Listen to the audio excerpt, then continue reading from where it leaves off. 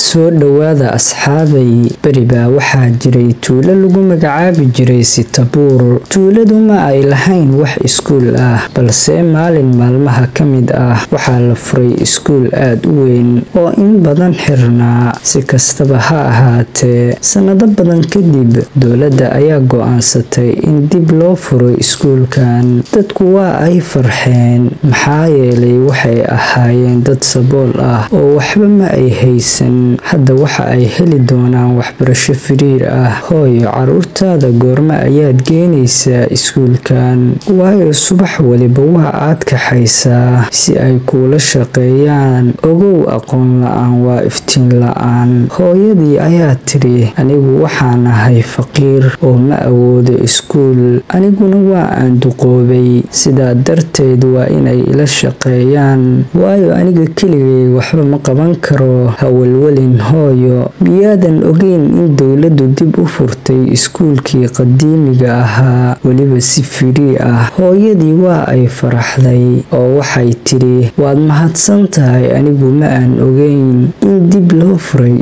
iskuulkeennii. waan geeni doonaa oo wax ayay baran doonaan, waa ayna i anfici doonaan. caruurtii waa la geeyey. maalmuhu waa ay soconayaan, sannaduhuna waa ay dhammaanayaan. maalin maalmaha ka mid ah, dhammaan ardaydu waxa ay taagnaayeen bannaanka iskuulka, weliba sabab la'aan. macallimadu waa ay aragtay oo waxa ay ku tidhi, maxaad bannaanka la taagan tihiin? miyaad iga baqanaysaan? anigu inama dilayo ee soo gala iskuulka. ardaydii ayaa tidhi, maya macallin, annagu adiga kaama baqanayno, laakiin iskuulka waxbaa ka uraya, mana geli karno, ee maxaan samaynaa? macallimadii waxa ay malaynaysay inay been sheegayaan. waxa ay gashay fasalkii, balse waxba umay urin. waxa ay ku tidhi, waxaad sheegaysaan been, waxa aad diidantihiin waxbarashada, anigu waxba iima urayaan, ee soo gala fasaladiina. waa ay soo galeen oo waxa ay barteen cashiradoodii. wakhtigu waa uu soconayaa oo waxaa la gaaray maalin kale. ardayad lagu magacaabo Shateela waxa ay soo aaday xafiiskii. waxa ay raadinaysay macallimadii, balse ma ay arag oo waa ay weyday. waxa ay dareentay ur aad u fara badan. waxa ay aragtay gacmo hoos yaalla miiska oo ay cayayaan cunayaan.